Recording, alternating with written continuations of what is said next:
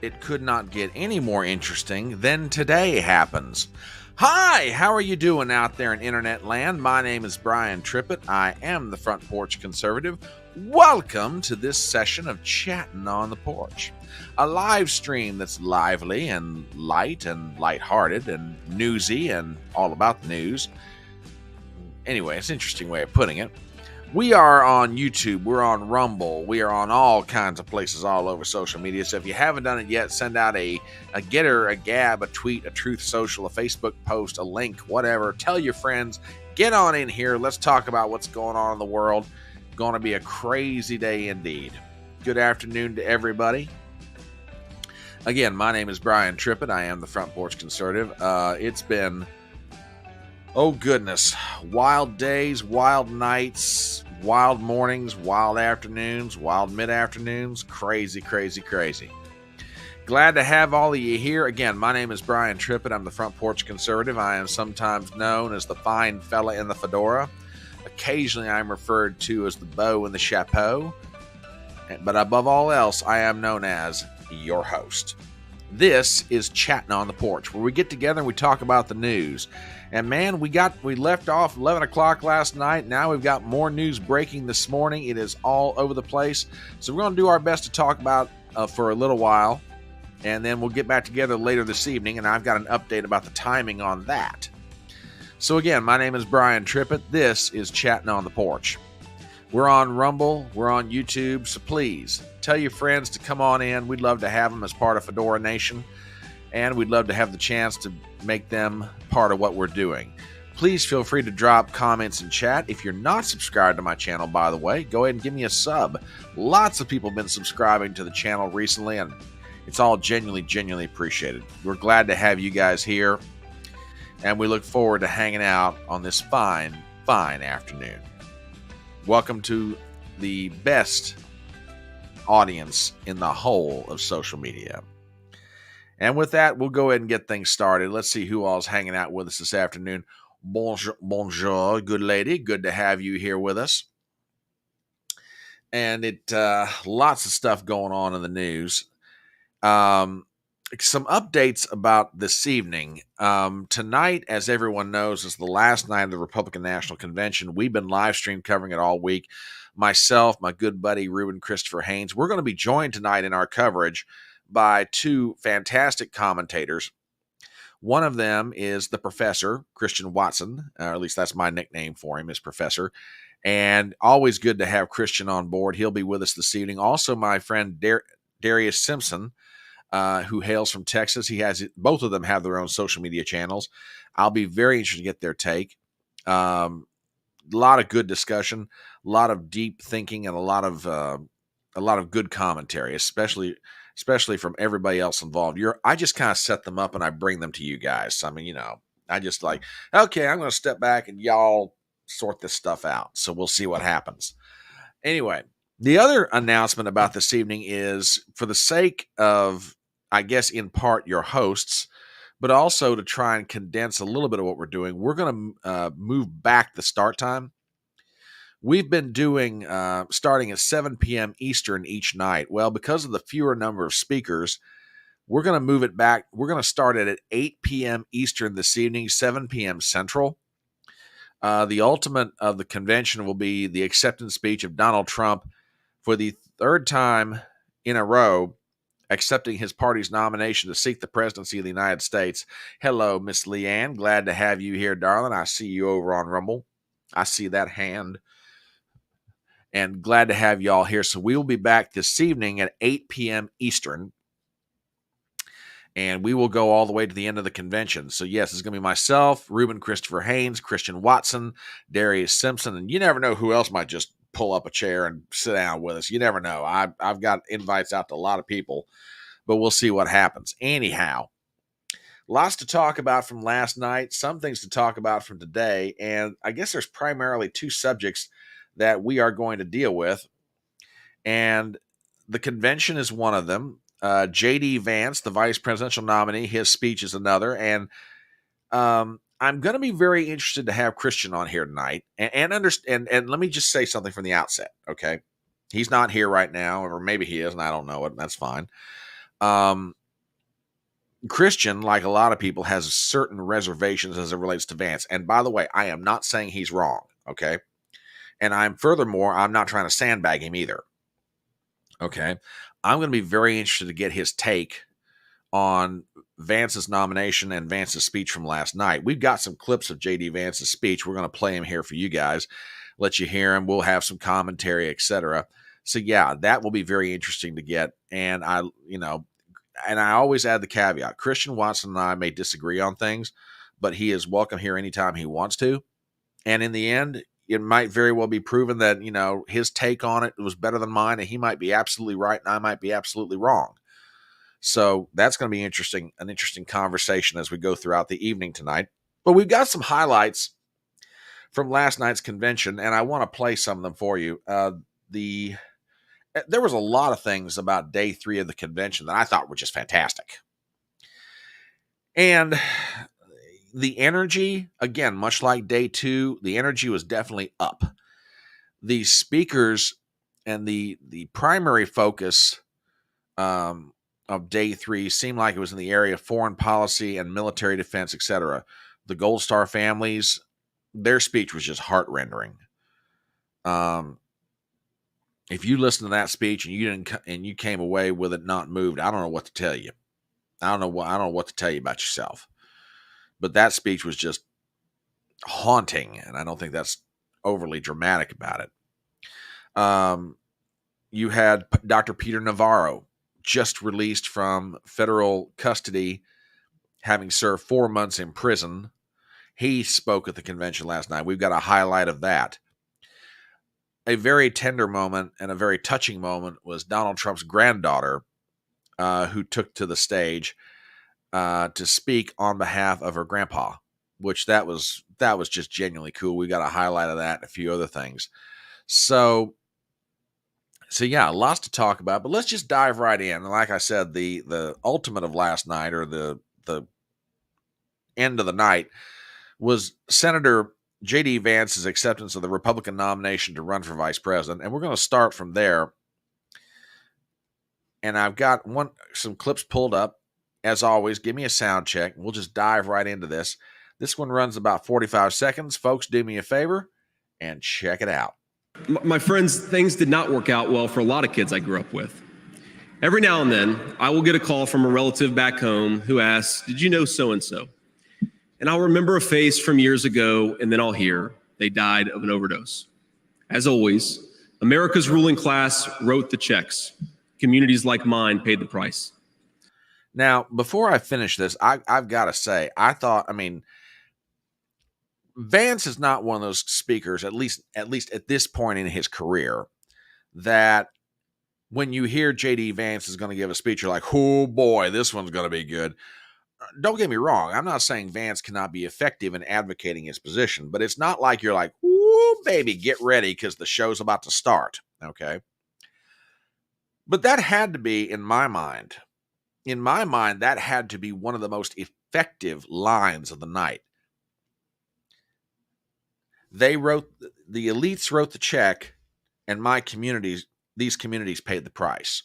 Oh yeah, I thought on the whole, the granddaughter speech. Oh yeah, the granddaughter speech was great, absolutely great. But that line from Vance, I thought was extraordinarily effective. Anyway, let's get back to the clip. For decades, that divide between the few with their power and comfort in Washington and the rest of us only widened. From Iraq to Afghanistan, from the financial crisis to the Great Recession, from open borders to stagnating wages, the people who govern this country have failed and failed again.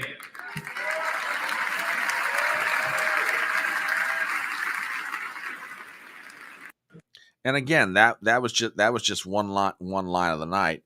We've got several of them put together here. We're going to have a pretty. One of the things. Stop that! You're not supposed to do that. Now this one that I'm going to play is causing. Well, I shouldn't say. No, wait. I think I'll save that one to the end. Hang on a minute. I'm going to save that one to the end. I apologize to you guys because I had a wild morning doing various things, and didn't have all the prep time that I really wanted. So hello, good lady. Hello, Miss Tracy. Good to have you here with us. Glad to have all you wonderful folk in the house.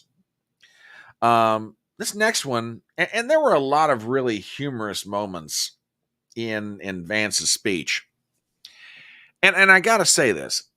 I'm a guy that lives on the western edge of West Virginia. Eastern Kentucky is a stone's throw from where I live.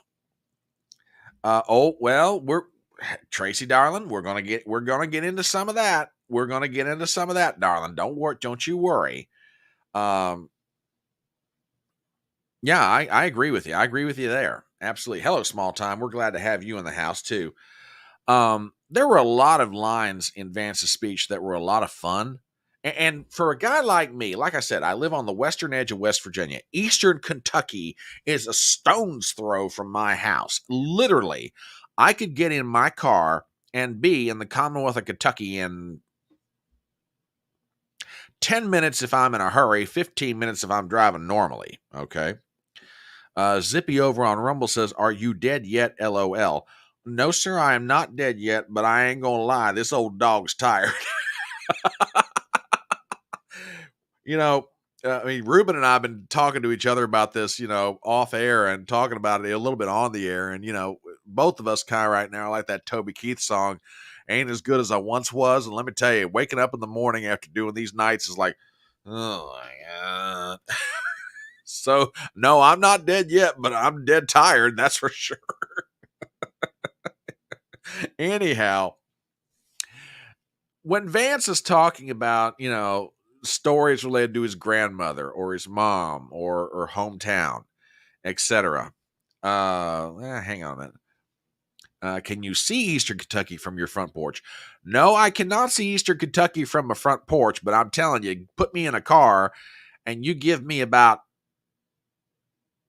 10 minutes if I'm driving fast, 15 if I'm just driving normal speed, I can have you in the Commonwealth of Kentucky. Okay?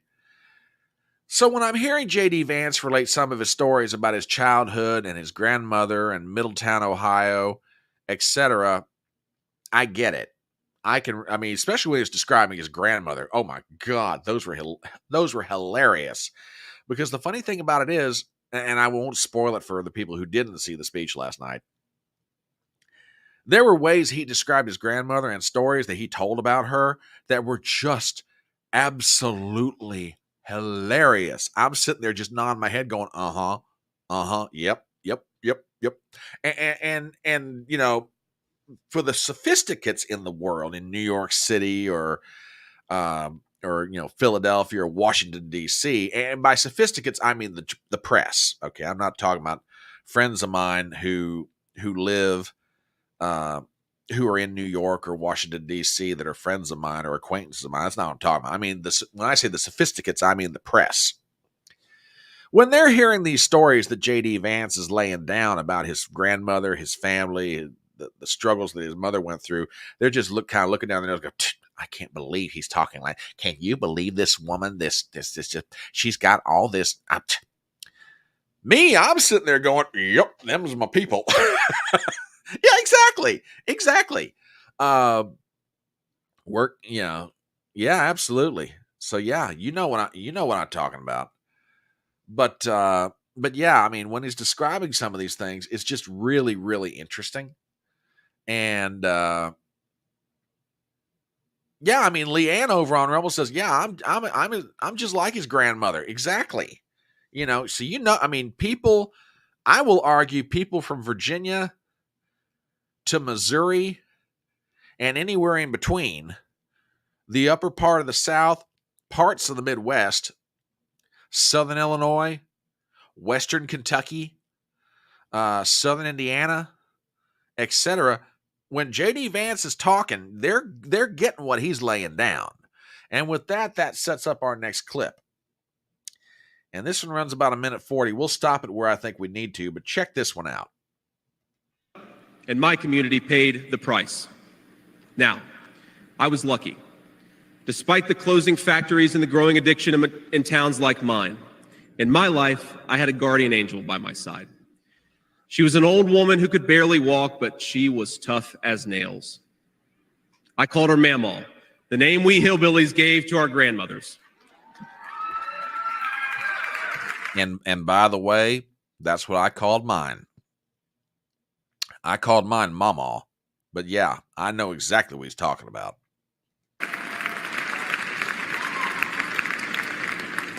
Mamaw raised me as Mamaw raised me as my mother struggled with addiction.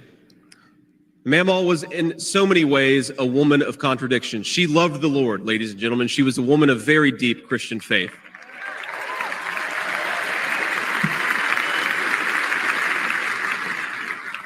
But she also loved the F word. Now, okay, if I may use one historical comparison, this almost reminds me of his grandma. Reminds me of something that I heard about George Patton. George Patton prayed every day and swore like a sailor. There's a great line in the film Patton that stars the legendary George C. Scott, where there's this scene where this group of reporters for Stars and Stripes and other news organizations walk up to Patton. They go, "General, is it true you pray every day?" He said, "Yes, sir, every GD day." Why does his grandma remind me of Patton in her own unique sort of way?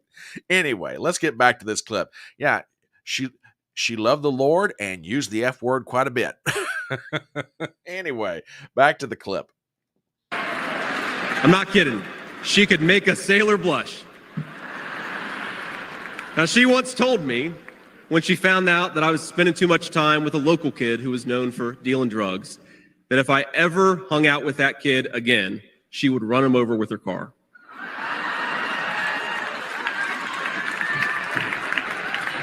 That's true. And she said, "JD, no one will ever find out about it." Okay. Show of hands here. Okay. And if you know, you know. How many people have a relative from their past, an older relative, an aunt, an uncle, a grandma, a grandpa, and you got that exact same speech? You hang out with that kid one more time, I'm going to run him over with a car. And guess what? Ain't nobody going to find out about it. That's that Appalachian attitude. Is like, I will take care of business. I will protect my own. And you know what? Ain't nobody going to find out about it. It won't matter. Yeah, exactly. Y'all know what I'm talking about. Y'all know exactly what I'm talking about. Yep. There's a great story in my family that's told. My sister, whom I love dearly, she's still living and love her to death, was a bit of a, shall I say, a rebellious teenager, and she had tended to attract some young men at the local high school that were, shall we say, in my father's opinion, less than desirable and or reputable. And whenever they came to the house to pick up my sister for a date, it was not uncommon for my father to be on the front porch, not only with his rifle, with his gun cleaning kit, cleaning his rifle. And before the young man ever hit the doorbell, my dad would look at him and go, "Hi, you here to pick her up? It's good. It's good. Just want you to know, this has a scope on it. And I've got really good range on it." Yeah, exactly. Y'all know what I'm... more often than not.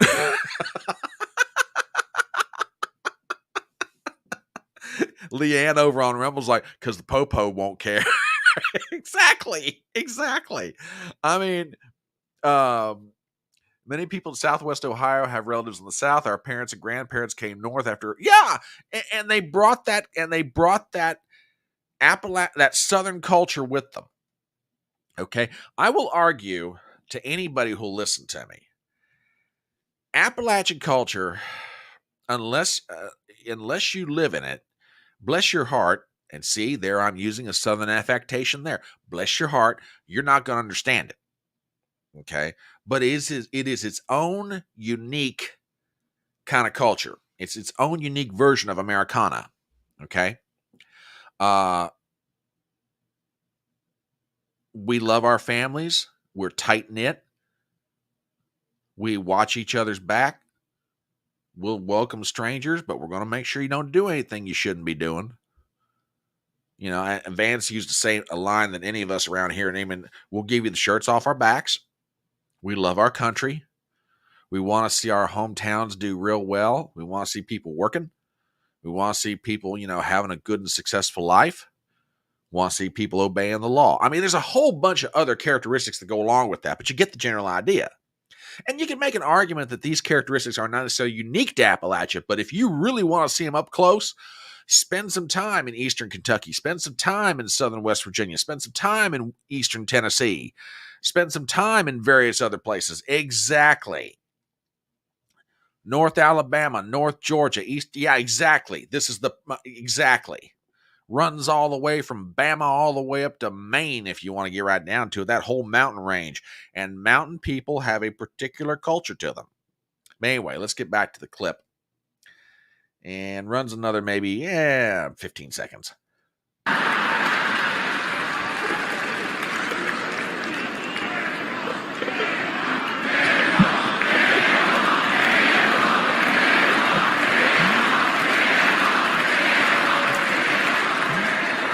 Anyway, they're chanting grandma, grandma, or mama, mama, one of the two.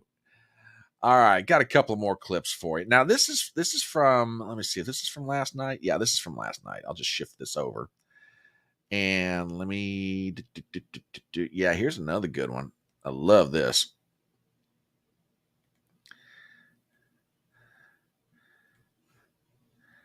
One of the things about Vance's speech, a lot of people tend to, and I get the why they're doing it. They want to make their opponents look like crap, so no one votes for them. But a lot of times, Republican speeches are viewed upon as negative or criticizing or whatever. This clip runs about 26 seconds. Just listen to this.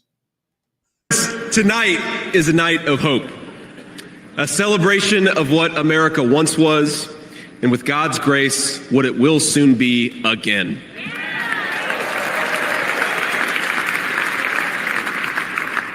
And it is a reminder of the sacred duty we have to preserve the American experiment, to choose a new path for our children and grandchildren. Now, that line was near the beginning of the speech, okay? But the celebration of what was and what may yet be again. I thought it was a very, I mean, like I say, when you hear the name J.D. Vance, it's not like you're going to say to yourself, oh man, I really can't wait because he's going to put on a show. But he is going to give you a lot of thoughtful commentary. Now, you may not agree with every piece of it, and that's perfectly fine. No one's under any obligation to do so. But it's going to be lines like that. And there were a lot of moments like that throughout the speech. Very solid, very workmanlike, but moments of hopefulness. And I thought that one was particularly effective. Got a few more for you. And this one I thought was really touching. This one was really cool. This runs about a minute and a half. And, hello, sir. We were just talking about you a little earlier, and all of it was good, by the way. So, yes, I am really looking forward to having you here tonight. So, yes, definitely looking forward to it. Which, Christian, I'll send you the link after I get done with this live stream. We're planning on going at 8 o'clock Eastern, which, I mean, we'll all be backstage starting at 7:35. And, come on in at your convenience. But I'll send you the link after I'm done. But, brother, good to have you here. Here's another line. This one runs about a minute and a half, but this one's pretty personal for Vance, which I think's really kind of cool. Check this one out. And our movement is about single moms like mine, who struggled with money and addiction, but never gave up. And I'm proud to say that tonight my mom is here, 10 years, clean and sober. I love you, Mom.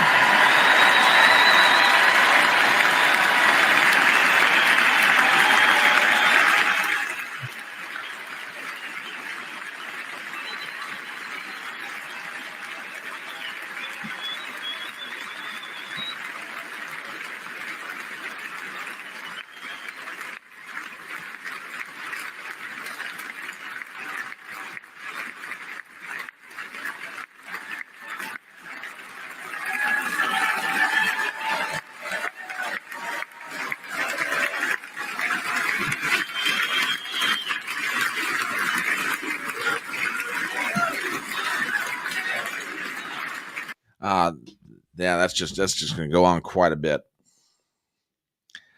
Yeah, that was pretty cool. Pretty cool, all things considered. Couple of more, and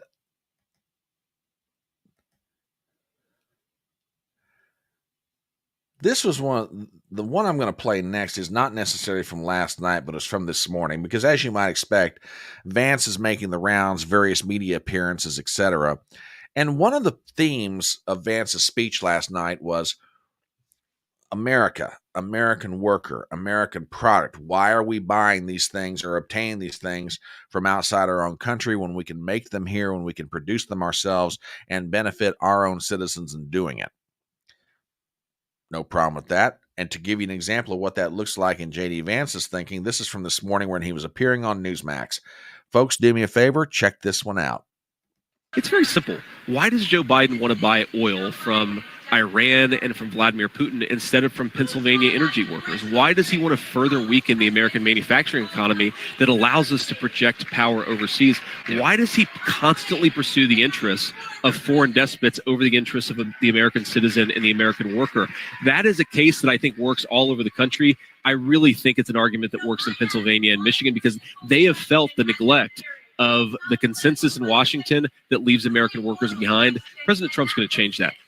Now, again, that was one of the main themes last night of his speech, is that, look, we are talking about the forgotten man and woman. We're talking about small towns like Middletown, Ohio. We're talking about small towns in Kentucky and small towns in Appalachia, all over the country. We're talking about men and women that want to have the opportunity and the dignity of work.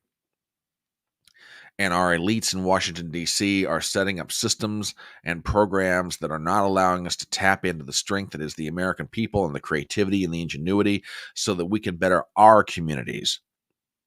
And the question about energy production is just one example of that. Now, there is one line that Vance got off last night, and I have no doubt that my friend Christian Watson and I were going to get into this discussion. And like I say, I'm not. And Christian, I know you're in the audience right now, and I said this before you even got here. Not sandbagging. I know you have your concerns about Vance. I will give you free reign tonight to talk about him, and we can hash all that out. But this is one line that is causing a certain amount of concern and understandable because there's a fine balance that's involved with this. But I want to play this, let you guys hear it. And then, we'll talk about a little bit here and then get into it more this evening. But do me a favor, check this out. This runs about 2 minutes. So with that, the final clip for Vance's speech.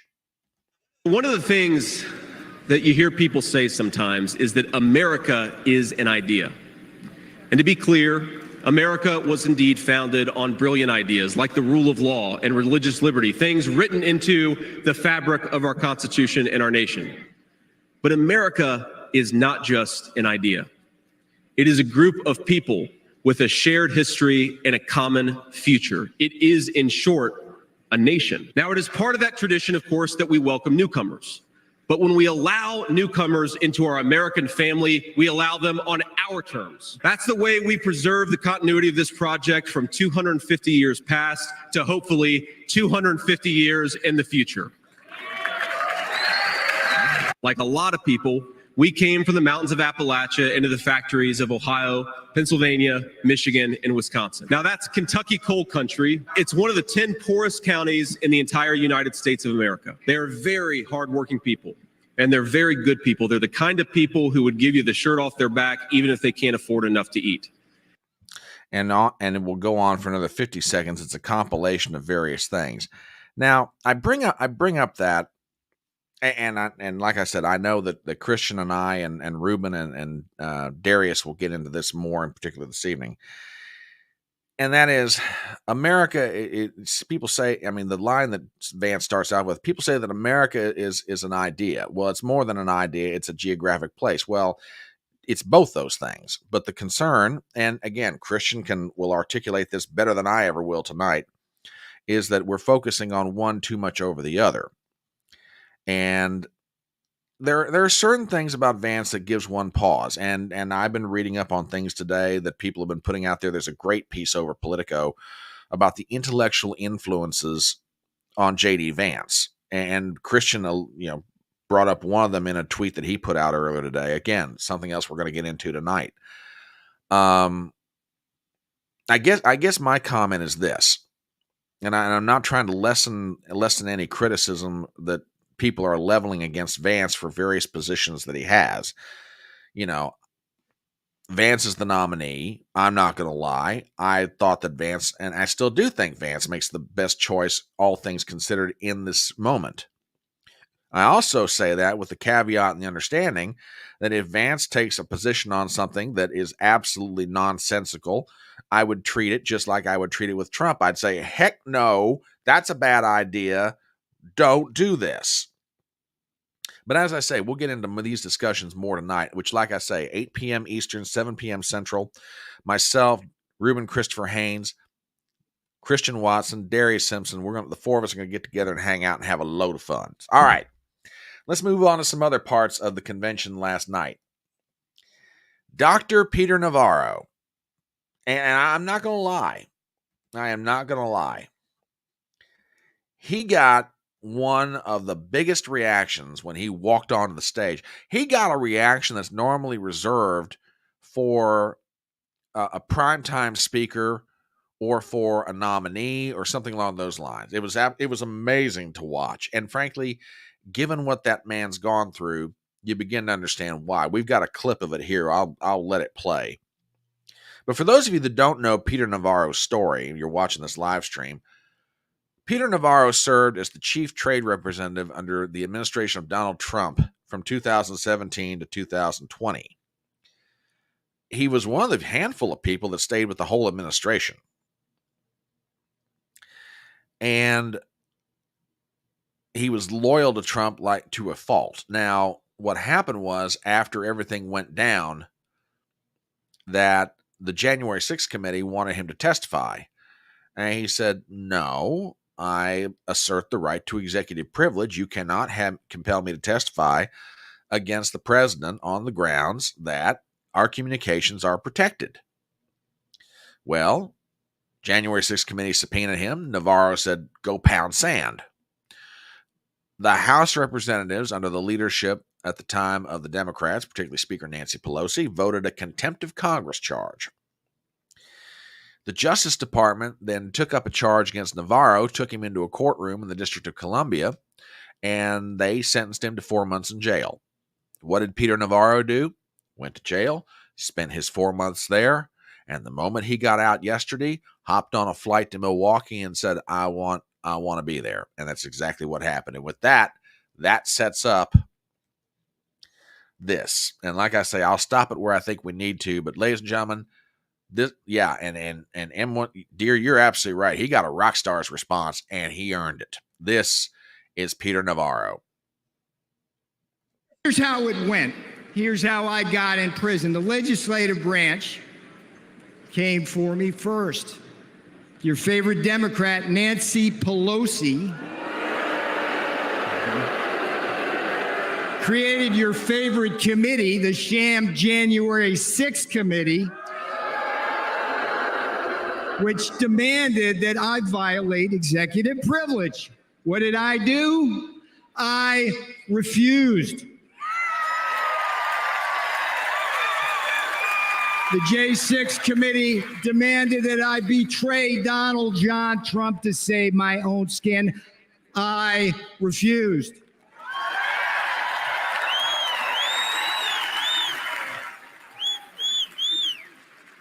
Here's the thing about the Constitution. They demanded that I break the law because they have no respect for it. I refused. And a Democrat majority in the House then voted to hold me in contempt. All right, what happened next? The next jackboot to drop was the executive branch. Another one of your favorite Democrats, Democrat Attorney General Merrick Garland. There's a winner. him and Jack Smith, indicted and prosecuted me for criminal contempt of Congress. Now, here's what's weird about it. It's something that Democrat prosecutors refuse to do against one of their own, including two guys with blood on their hands, Eric Holder and Alejandro Mayorkas, the great border czar, right? They've actually gotten people killed for decades. For decades. The Department of Injustice right now, the Department of Justice policy stated, hear me out on this, if Congress slaps a subpoena on a senior White House advisor like me, the advisor's duty is to politely tell them to go pound sand.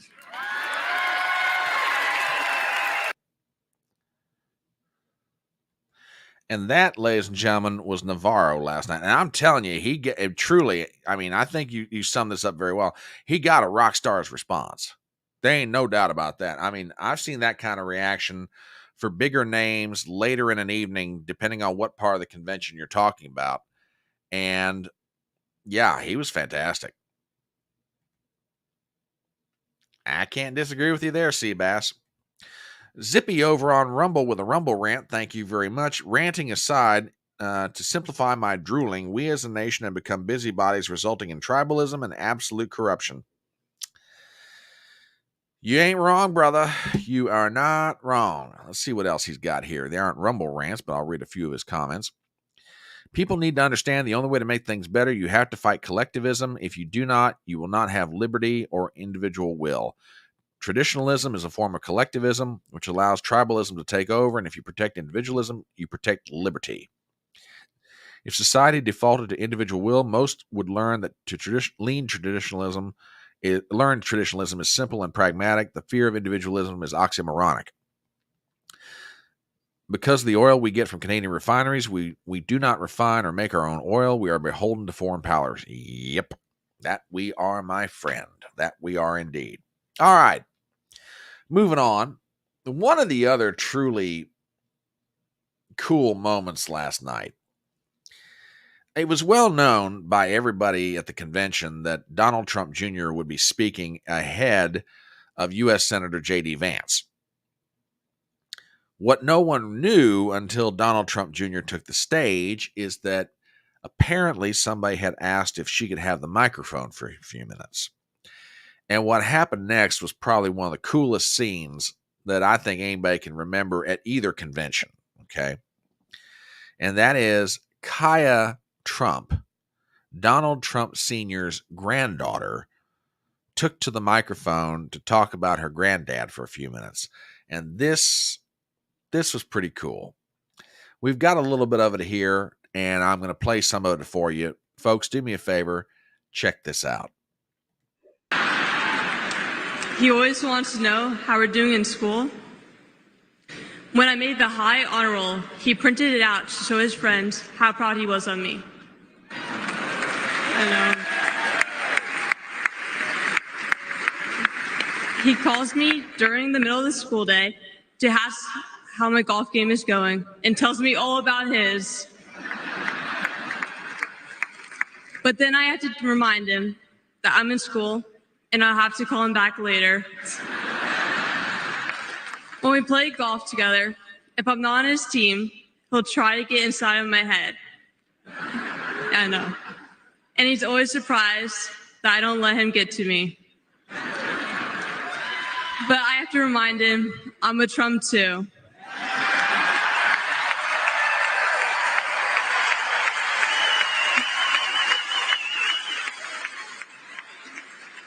Even when he's going through all these court cases, he always asks me how I'm doing. He always encourages me to push myself to be the most successful person I can be. Obviously, he sets the bar pretty high, but who knows, maybe one day I'll catch him. On Saturday, I was shocked when I heard that he has been shot, and I just wanted to know if he was okay. It was heartbreaking that someone would do that to another person. A lot of people have put my grandpa through hell, and he's still standing.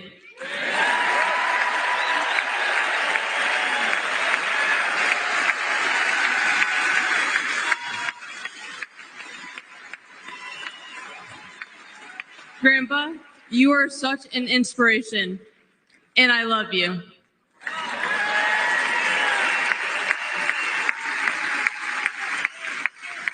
The media makes my grandpa seem like a different person, but I'm for who he is.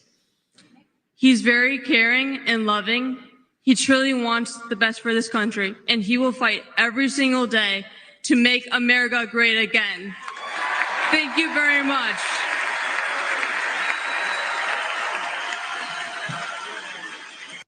Now, I don't know that much about this young lady. I looked up a couple things because I saw, I did check this. According to what I'm reading, and again, she is the oldest daughter of Don Jr. and his now former wife, Vanessa.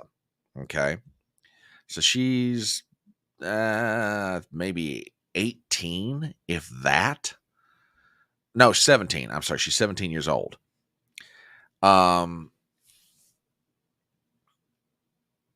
That's a 17-year-old young lady walking out in front of a huge crowd in the arena and even more by television. And that young lady performed with grace and poise beyond her years. That was pretty extraordinary. Really was. Zippy over on Rumble with another Rumble rant. Thank you very much. Lean, not learn, but learn is kind of the same theme. Traditionalism is only hated because it is forced. When you force things, it creates artificial conflict, resulting in rebelling against reason and logic. Not wrong there. Hello, Miss Tiny Tesla. Welcome to the party. Glad to have you. Yeah, she was amazing last night. Absolutely amazing. One last clip.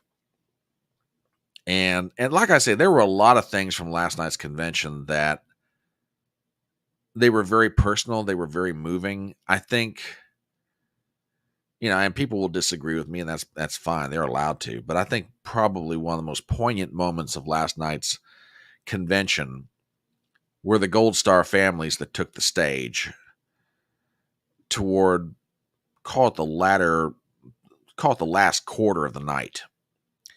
I've got a clip here that runs about 3 minutes. I'll stop it where I think I need to, but I doubt that I'm going to have to, because this thing really speaks for itself. Folks, this is a 3-minute clip from the Gold Star families that appeared last night at the RNC convention. Check it out. To protect themselves rather than our sons and daughters who took the oath to defend our country.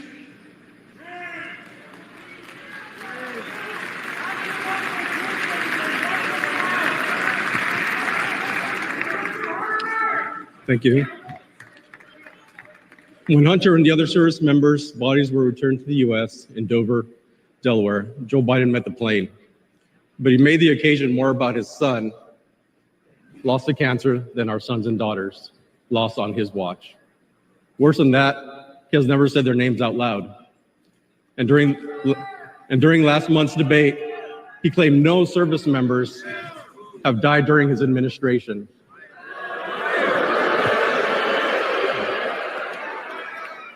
None. That hurt us all deeply. So Alicia and I are here to say the names of all 13 service members who lost their lives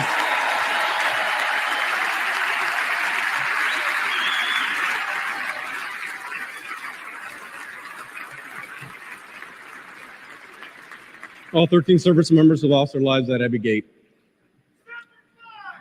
David Espinoza.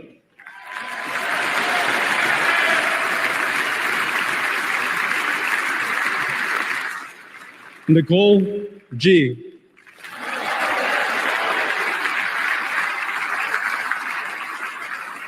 Taylor Hoover.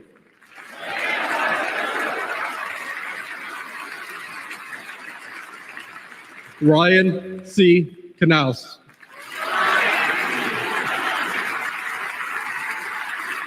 Riley McCollum.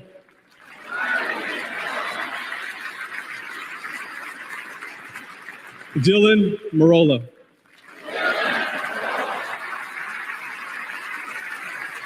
Kareem Nakui.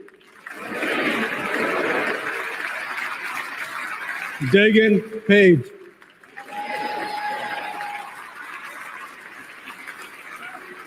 Johanny Pitardo.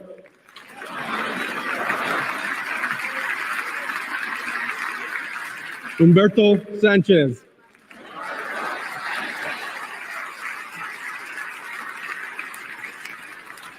Jared Schmitz.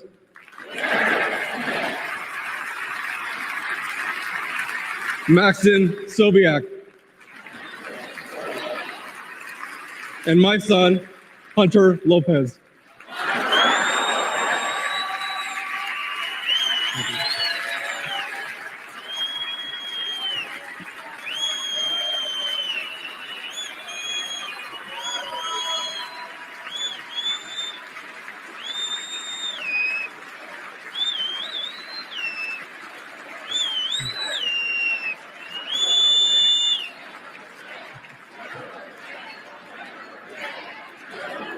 And the crowd is chanting, "Never forget, never forget."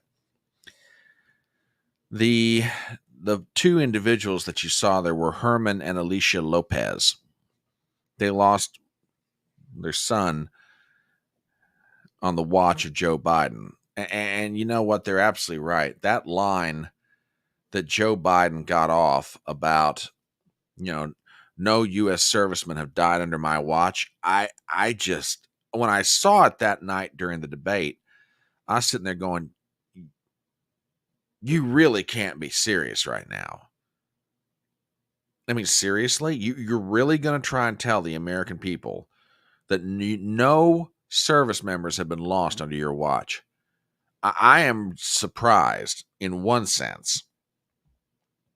And maybe he didn't catch it, or maybe he didn't want to talk. Maybe he didn't want to take advantage of it. I don't know. Maybe he just wanted to let it speak for itself. I'm genuinely surprised Donald Trump, during the debate when Biden got off that comment, I'm genuinely surprised he didn't just verbally hit him over the head with it. It's like, really? No service members have died under your watch. What about the 13 Marines in Afghanistan during the withdrawal? Really? Yeah, I absolutely agree with this. The crowd repeating the names is what really, yeah, I agree. I agree completely. Yeah, you got that right. You absolutely have that right. Hang on one quick second, folks. Hang on, I want to do something real quick. Leanne just sent me something, and I gotta see this. Hang on, I gotta check this out. Apologies. Yeah, exactly. That's a great point. Biden keeps saying Trump lied 28 times. I would be very interested if it'd be even more interesting if Biden actually pointed out what the lies were. I mean, he keeps repeating that line, but I mean, shall we talk? Shall we talk about that? Well, please go ahead. I mean, I'd like to see him do it. Give me 1 second, folks. I'm double checking something. Somebody asked me to take a look at real fast.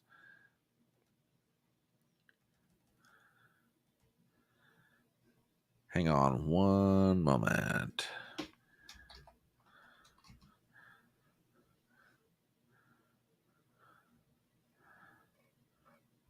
Huh. Okay. I'm not looking at the right thing. Leanne, I'll catch up with that comment later. Anyway, so those are some highlights from the convention last night. So let's get ready and shift gears. And before we do, a real quick commercial. If you happen to have come across this live stream and you're looking at this fellow in the hat and wondering, what the heck is this all about? Well, let me introduce myself to you. My name is Brian Trippett. I go by the social media handle, The Front Porch Conservative. The live stream that you found is known as Chattin On The Porch. We get together and talk about the news, give our opinions, give our views. And by the way, everybody's wide and varied on their opinions, their news and views. So if you like that sort of thing and you like hanging out with a bunch of really cool people, which by the way we are, why don't you go ahead and subscribe to my channel on Rumble and on YouTube? And while you're at it, go ahead and hit the thumbs up, which would be greatly appreciated because Mr. Al Gore Rhythm seems to like it when you do that sort of thing. He likes to promote my channel that way. algorithm is a very funny fellow, but you give him a thumbs up and all of a sudden he gets real happy about it. Also, hit the bell for notifications. I want to make sure you're always aware when new things are going on. With my channel, be it a video or a live stream. So there you go. All right. Let us get into the latest that is a soap opera that I like to refer to as Will He Stay or Will He Go Now? To borrow a line from that song of recent years. Joe Biden. I've been commenting about this on my channel now for a few weeks because I've never seen anything quite like what I'm watching right now. I mean, I've never seen anything quite like this. And what I'm getting at is this. I have never seen a move, at least in my lifetime, okay? In my lifetime, I have never seen such a move afoot for a political party to try and get the leader of their party, in this case, the sitting president of the United States, to withdraw his candidacy for re-election. Now, a lot of people are want to these days compare Joe Biden's current situation to Lyndon Baines Johnson in 1968. Well, there's a big difference between those two things. When Lyndon Baines Johnson made the decision to withdraw from the presidential race in 68, it was March of that year. There were still primaries going on. Matter of fact, primaries occurred all the way up to the time of the Democrat convention in Chicago. The most famous or infamous, depending on how you look at it, was the California primary in 1968, where Bobby Kennedy lost his life. Meaning that there was still a decision-making process that was going on inside the party. In other words, they'd had the New Hampshire primary, I guess maybe in February of that year, if my memory is right. And Johnson got embarrassed. He genuinely did. He got embarrassed in the New Hampshire primary 68, and that was one of the things that factored into his thinking. So he got out, which meant that the Democrat Party still had a process of primaries and caucuses going on in each state, trying to cobble together somebody who would be the nominee. Had Bobby Kennedy not been assassinated, odds are Bobby Kennedy would have been the nominee. Okay, but it didn't happen that way, to the tragedy of the Kennedy family. And you make an argument to the tragedy of the Democrat Party. And when they went to the convention, and yes, the convention of 1968 in Chicago is one of the most raucous, infamous political events in American history. But they settled on a nominee, which was then Vice President Hubert Humphrey, which he went on to lose to Nixon. But the situation in 2024 for the Democrats is profoundly different. The primaries are over. They're done. 90% of the delegates that participated in the Democrat primaries and caucuses are pledged to Joe Biden. He is the presumptive nominee. He has the requisite number of delegates that when the first ballot takes place, whenever the Democrats hold the roll call, and assuming they don't switch their votes, which I doubt very seriously that's going to happen, he's going to be the nominee officially. Okay? The primaries are done and over with in 2024. The caucuses are done and over with in 2024. Joe Biden has 90% of the delegates. He has way more than the requisite number to be the nominee of the Democrat Party. The virtual convention, if you believe the reports in the press, is supposed to take place somewhere in the next 13 days, somewhere in the next 2 weeks, by a virtual Zoom call or whatever. Okay? All these delegates to the Democrat National Convention are going to meet online and take the vote for the nominee. there's not one reason in the world, if process plays out, that Joe Biden will not be the not just presumptive nominee, the actual nominee of his party. That's just it, if process plays out. That's what makes what's going on right now so profoundly different from 1968. In 2024, the issue's done and settled. He's got the delegates. All they have to do is take the vote. Right now, he is presumptive nominee. When they take that vote, he's the actual nominee. And yet, for all of the mechanics so far that normally go into Joe Biden going from presumptive to actual nominee, you have Democrats trying to pry him out of his presumptive nominee's chair with crowbars and verbal dynamite. They are moving heaven and earth to try to get him out.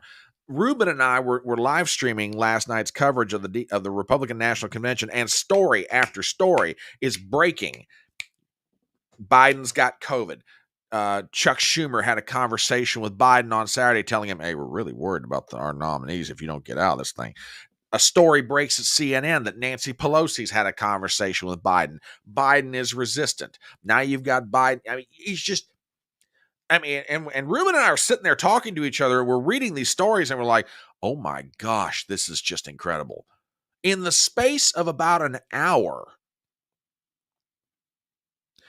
there were like 4 stories that were breaking saying, they're talking to Biden. They're trying to get him out. They're talking to Biden. They're trying to get him out. They're talking to Biden. They're trying to get him out. It was crazy.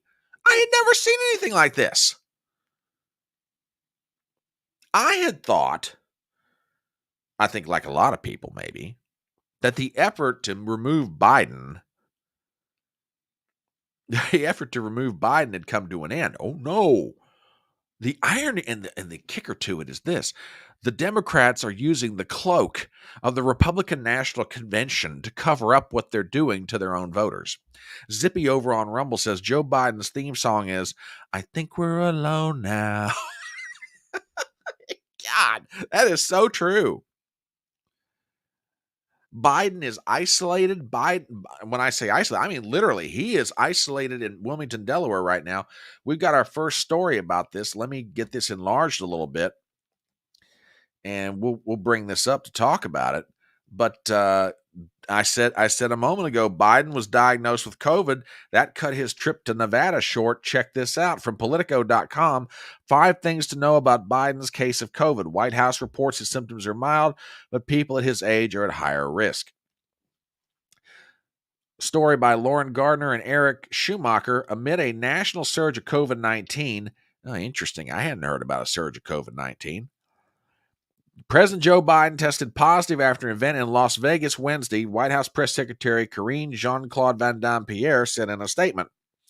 His infection is the latest in a string of high-profile positive tests in Washington, including Department of Health and Human Services Secretary Javier Becerra and Representative Barbara Lee. Now, I'm sorry, I have to comment on this. Is it just me, or is it just delicious irony that the Secretary of DHHS is the one that comes down with COVID? Just saying.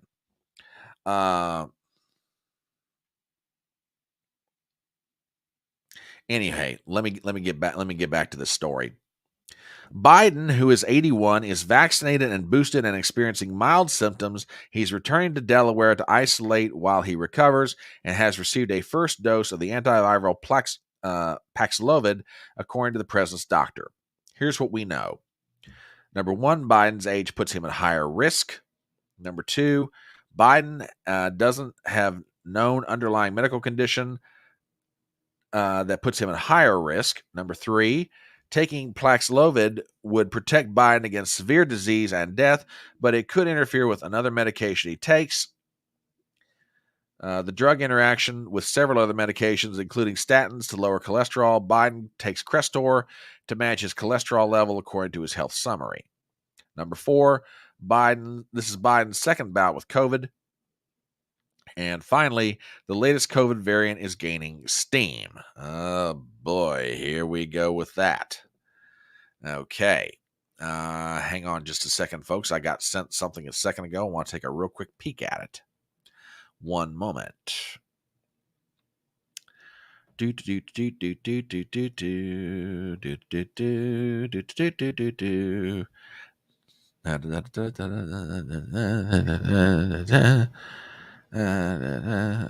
I'm just waiting for this thing to pop into my line of sight.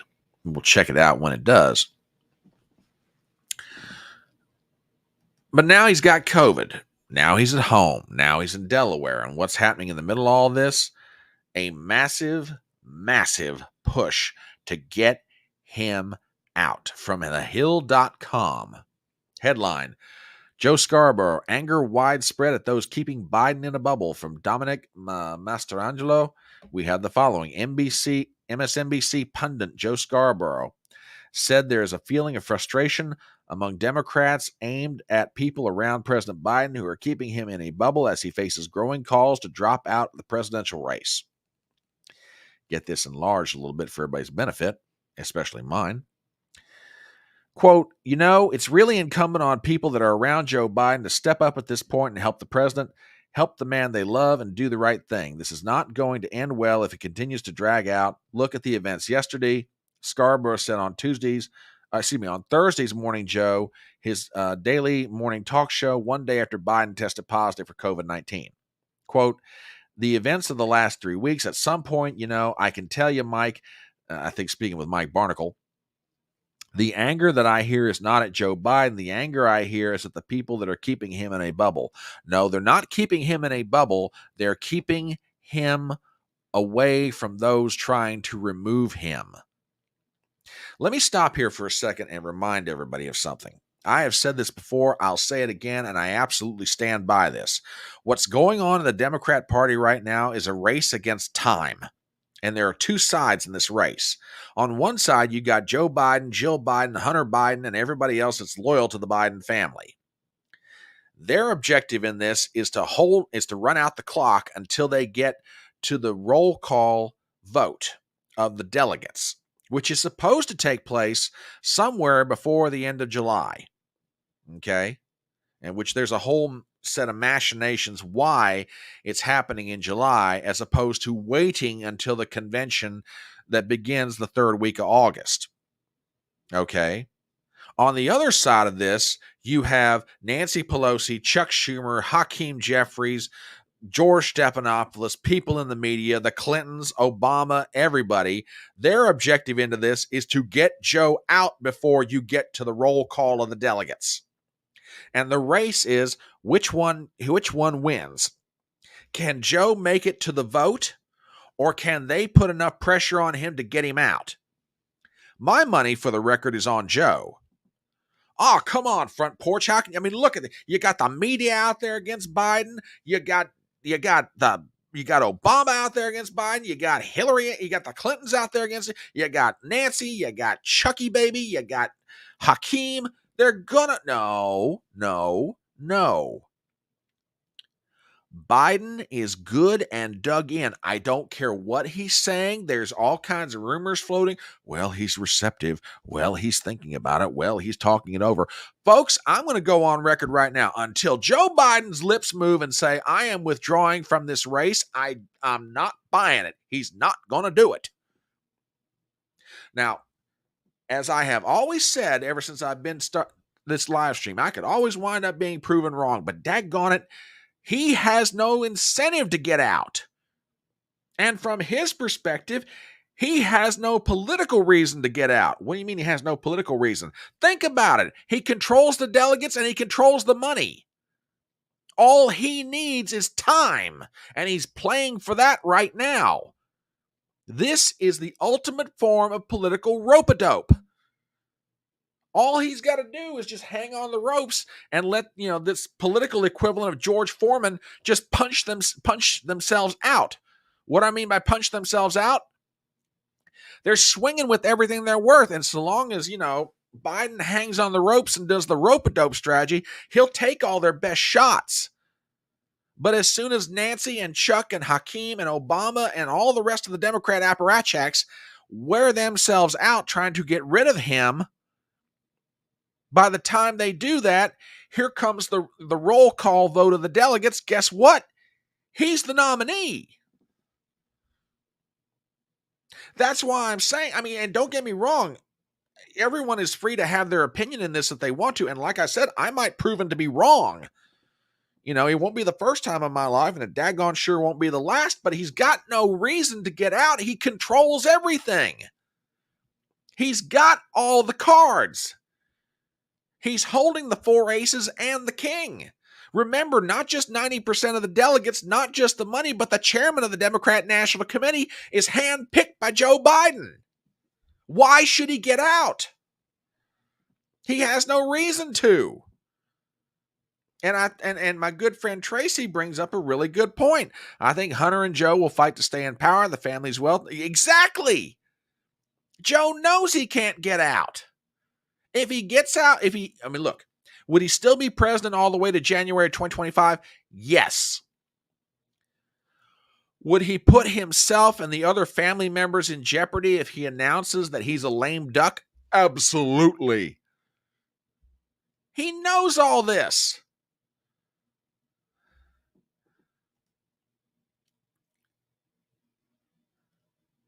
Yeah. Absolutely. From my good friend Robert Lowry, they keep trying to push bird flu and COVID. People have had enough of this BS. And exactly. And again, I could wind up being absolutely wrong.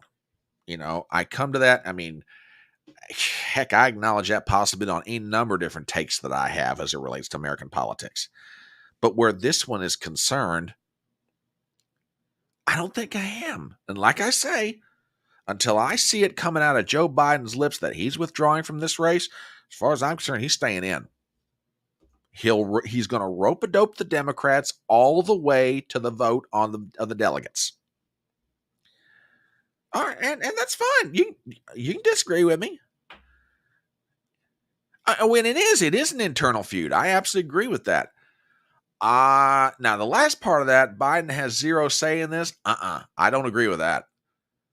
Well, let me put it this way. There's one Biden who absolutely has the say in this, and that's Jill.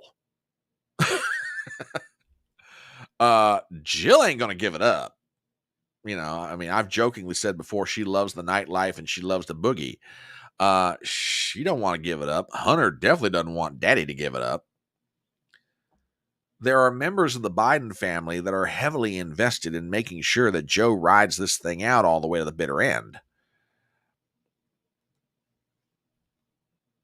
Yeah, I agree. I agree with this completely. And not just family members either. There are people in Joe Biden's orbit that are absolutely have got to have him stay in. Leanne over on Rumble says he really thinks he got 81 million votes and Trump will never leave office. Once again, accuse us of doing what they are doing themselves. Absolutely. Jill and Zippy says Jill is used to shoveling manure. Well, yeah, exactly. But to go back to things that were going on yesterday. Here's a report out of CNN, and this story is actually interesting.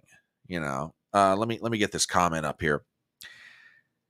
If he were to step down or unalive, which makes this COVID story very convenient, who would be the replacement? Hang on to that thought, Tracy. We're going to get to that here in just 1 minute. I saw the picture. Yeah, let me hang on 1 second. Let me see if I can find this.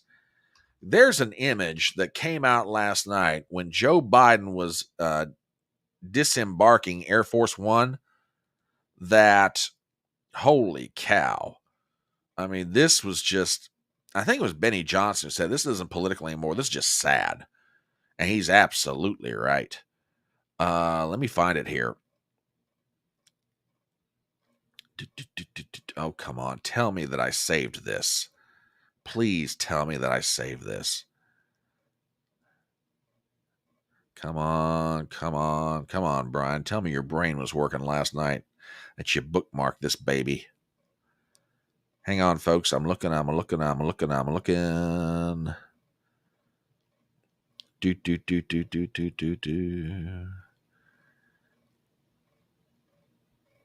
And let me try this another way. I guess we'll have to do it another. Hang on. This will only take me a second to find it, folks. I'm sorry about this, but I should have had this one pulled up.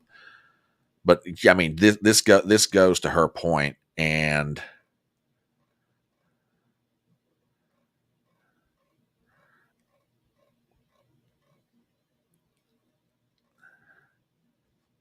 let me see if this is. I think this is it. Hang on.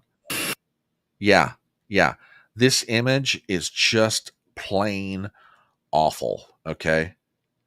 This is just gonna. Let me get this pulled up. I just found it, and I'll even enlarge this a little bit.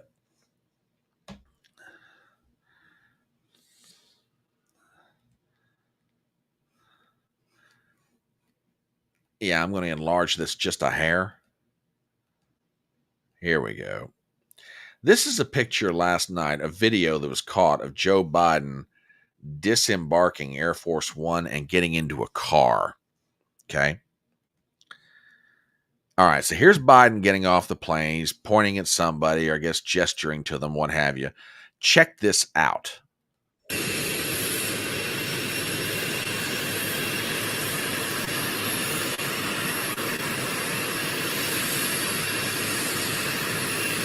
There's coming down the stairs. Now I'm going to cut the sound on this. The door is being opened. Okay. Well, all right. So Biden's walking up. He's talking to somebody. And there you see the door of the SUV being opened. And there, that shadowy figure right through here is Biden getting in. Now watch this. He's having trouble pulling himself or pushing himself up into the car. So now he's finally seated. He's almost in position where he wants to be. And he's on the far left-hand side of the SUV. He's finally got himself moved into position. Yeah, this is terrible. This is absolutely terrible. I'm sorry. I don't care who you are.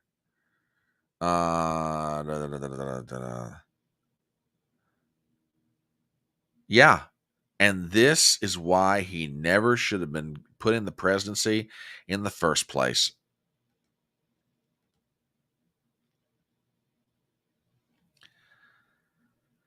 Yeah. Oh, I don't disagree with you. I don't disagree at all.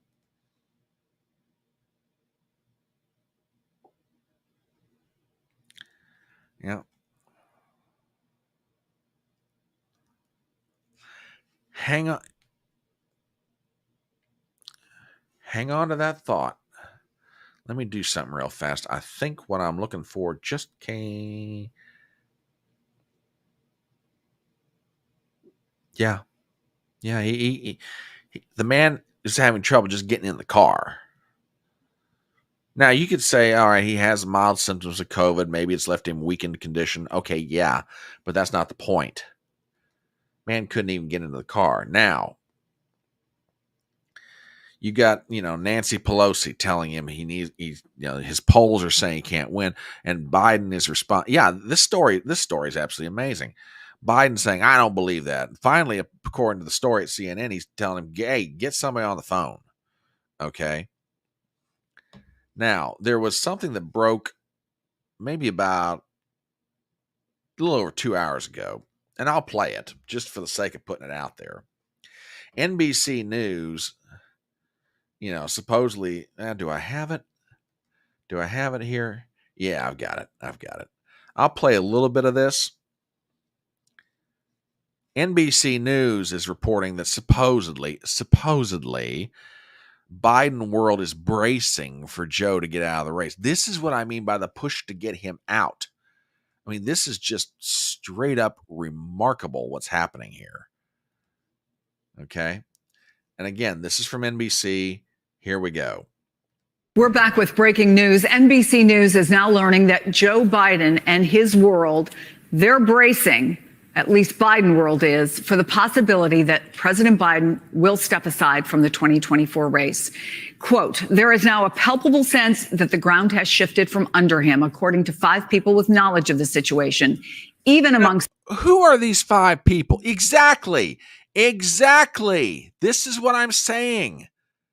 This is the worst I have ever seen something like this go down. Well, 5 sources are saying that they're bracing for Biden to get out.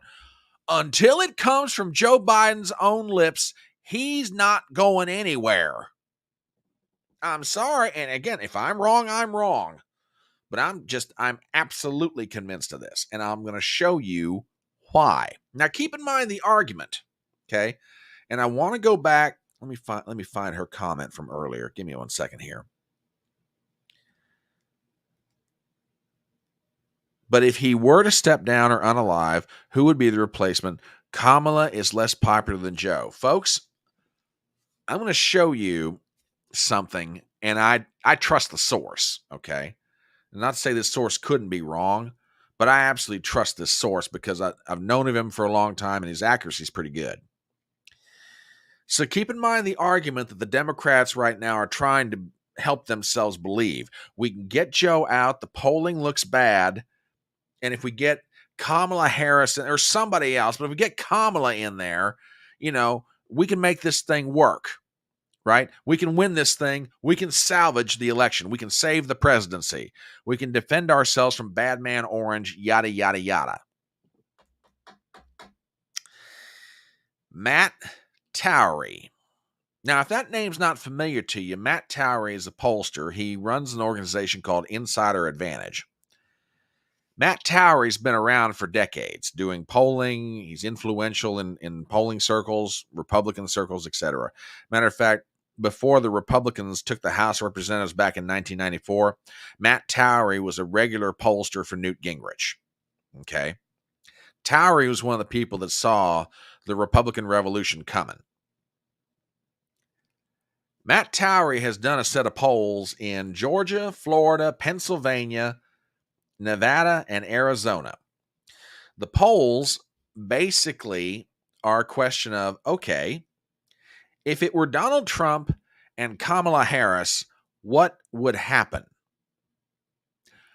Matt Towery's got an answer for everybody.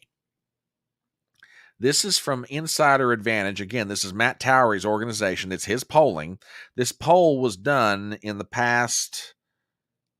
This was done, let's see, what's today? The 18th. This was done Monday and Tuesday of this week. All right. Margin of error is 3%.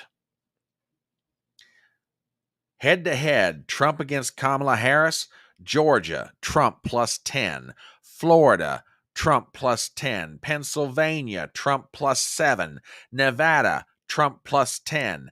Arizona, Trump plus 6. Ladies and gentlemen, people have been saying it for the longest time now. The biggest persons, well, I shouldn't say the biggest, one of the most influential people that I listen to, Rich Barris, has been saying it all along. Joe Biden is the best thing the Democrats have against Donald Trump. But the Democrats are absolutely fixated on getting Joe Biden out of this race. They're believing that they're huffing their own helium here, okay? They're trying to convince themselves, if we get rid of Joe, if we get Kamala in there, we'll be fine. She can make this thing work. We'll win this thing. And I'm telling you right now, I'll put this back up here for anybody who wants to see it. Watch again. Arizona, Trump plus 6. Nevada, Trump plus 10. Pennsylvania, Trump plus 7. Florida and Georgia are Trump plus 10. Folks, she will do worse than Biden. But the media says, hooey, she's going to do worse than Joe. So again, I come back to what I've said. Okay? So are you going on record to say it's better for us if he steps down? No, I don't. Look, I'm just saying this. I don't think he's going to step down. I think Trump still beats him. If he stays in, I think Trump beats him. If they try and substitute anybody else out for Joe, at least according to polling right now, it's worse. Joe's the best thing they've got, and that's not real good. I'm not trying to step around your question, Tracy, but that's the best way I know how to answer it. And if he wants to make that argument, let him make that argument. I don't think it's his best strategy. I think his best strategy is to make the argument that if Kamala is nothing but an accomplice to Joe Biden's policies, and frankly, she's not a strong leader, which is true. She's not. She's ruthless. She's dumb as a box of rocks. She's as dense as a fence post. But I tell you one thing: if you get in a room with Kamala Harris and there's a knife in the room and there's only one door that gets out, you better keep an eye on the knife, and more importantly, you better keep an eye on where Kamala's at. She will stick a knife in anybody's back if it gets her out the door. That's the kind of woman she is. She is absolutely ruthless. Stupid, but ruthless. So that's the latest in the drama of will he stay or will he go? Anyway, tell you what, it's about 3:30 in the afternoon, and I've got a few things that I really need to get done before we get to tonight. So I'm going to go ahead and bring this thing in. Well, before I do, let me answer. So who else do they have, though? Buttigieg, Newsom, Whitmer, Andy Beshear, the Kentucky governor, or the Illinois governor, Pritzker. Yeah, they've got all of them. But here's the other problem. The money. And again, maybe the Democrats have got some kind of workaround for this, but as I understand it, the money that's been raised for this election, there's only two people that can access it. Joe's one, Kamala's the other. If you get both of them out of the way, what do you do with the money?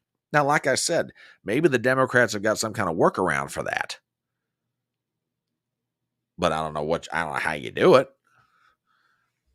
I mean, that's the other problem. If you move Joe out of the way, whoever steps, if Kamala is the nominee, at least the infrastructure is there that she can carry on the campaign. I don't think it's going to help her very much, but at least she'll have a functioning campaign. Anybody else gets in, they've got basically less than 4 months to build a campaign organization nationwide from scratch. And the Democrats are absolute masters of the machinery of politics. But there's no way that in 3 months they can put together a nationwide campaign for somebody else. These things are like an aircraft carrier turning around the ocean. You can turn it, but it ain't going to turn fast.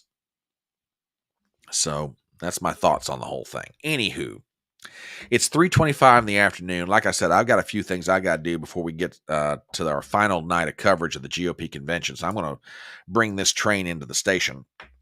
Anyway, I want to thank you guys for being here. As always, it's been a load of fun having you guys here. Thank you for the Rumble Rants, Zippy. Thank you guys for all the comments in chat. Thank you for everything else. We will be back here at 8 o'clock p.m. Eastern Standard Time, 7 p.m. Central for the final night coverage of the GOP convention. And you have a great day too, darling. We're going to have myself. We're going to have Ruben Christopher Haynes. We're going to have the Professor Christian Watson. And we're going to have my good buddy Darius Simpson. The four of us will be hanging out together, listening to speeches, giving commentary, and hope you guys are here. Please spread the word. I'll have the link up to the live stream here in a little while. But in the meanwhile, come back tonight, 8 p.m. Eastern. I love you guys. Oh, thank you very much, Tracy. That's very sweet of you, darling. Ah, that's very, very kind. Love you very much for that. Anyhow, we will be back at 8 o'clock Eastern tonight, 7 p.m. Central for final night coverage of the GOP convention. My name is Brian Trippett. I'm the Front Porch Conservative. Please remember to subscribe to my channels on YouTube and Rumble. Follow me on Twitter.